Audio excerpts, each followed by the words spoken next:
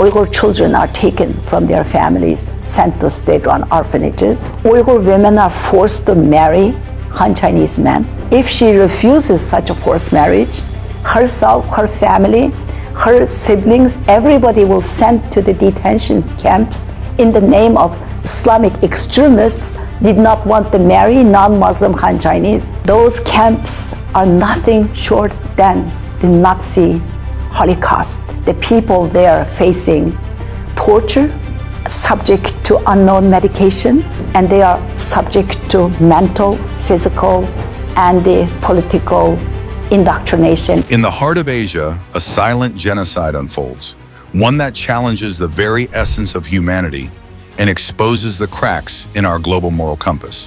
While the world's attention is often drawn to conflicts and crises, one tragedy remains shrouded in shadows, not by accident, but by design. Today, we confront the glaring hypocrisy of China's stance on Muslims, a nation that champions Muslim causes abroad while committing unspeakable atrocities against its own Muslim population. In Xinjiang, the Uyghur people, a Turkic Muslim minority, are facing what many experts and human rights organizations describe as a cultural genocide. According to a 2021 report by Human Rights Watch, China has detained up to 1 million Uyghurs in what are euphemistically called re-education camps. These are not schools. They are concentration camps where detainees are subjected to forced labor, torture, and indoctrination. The report details crimes against humanity, including imprisonment, persecution, enforced disappearance, and even sexual violence. Yet despite these atrocities, China's allies remain silent, exposing a web of hypocrisy that stretches across continents. Let's unpack this hypocrisy. First, Pakistan. China has been a steadfast ally, supporting Pakistan against India, especially in the Kashmir dispute. The China-Pakistan Economic Corridor, a flagship project of the Belt and Road Initiative, is worth billions.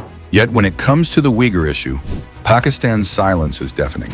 In a 2021 interview with CNN, Pakistan's Foreign Minister Shah Mahmood Qureshi avoided directly addressing the Uyghur genocide, calling China a very good friend and suggesting that any discussions are held privately, as noted in a Daiji World article.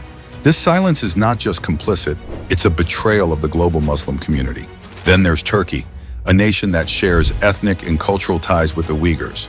Turkey has recognized the People's Republic of China and supports the One China policy against Taiwan. Economically, Turkey benefits from trade with China, with annual trade volumes exceeding $20 billion. However, when it comes to the Uyghurs, Turkey's response has been lukewarm at best. While President Erdogan has occasionally criticized China's policies, these statements are rare and lack the force one would expect from a country that positions itself as a leader of the Muslim world. Worse still, reports suggest Turkey has deported Uyghurs back to China, where they face persecution, a betrayal of their shared heritage, as highlighted in the same Daiji World article. Let's not forget the human cost. Uyghur refugees fleeing to Turkey have reported being deported back to China, where they face further oppression.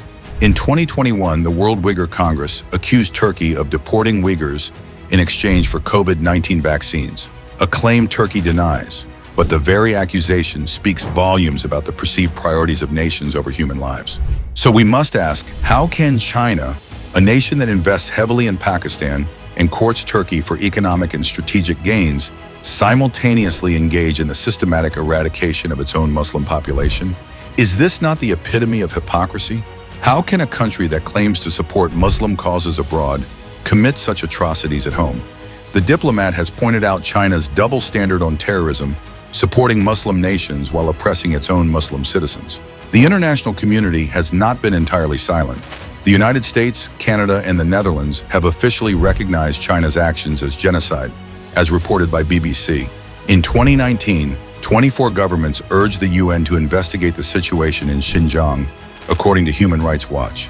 Yet China countered by garnering support from 50 countries, many of which are economically dependent on it, to defend its policies, as noted in a New York Times article. But perhaps the most striking silence comes from the Organization of Islamic Cooperation, OIC. Despite representing 57 Muslim-majority countries, the OIC has failed to condemn China's actions robustly. In fact, after a visit to Xinjiang in 2019, an OIC delegation praised China's efforts in vocational education and training, as discussed in an ORF online article. a stark contrast to the reality of detention camps and cultural erasure. It's time for the world to confront this hypocrisy head-on. Muslim-majority nations must speak out against the oppression of their brothers and sisters in faith. Economic interests should never trump human rights. China must be held accountable for its actions in Xinjiang. The silence of nations like Pakistan and Turkey is not just a failure of leadership, it's a moral abdication. As we stand here today, let us ponder, when will the silence be broken? When will the hypocrisy be exposed for what it is? And most importantly, when will justice be served for the Uyghur people? The world is watching, and history will judge us all.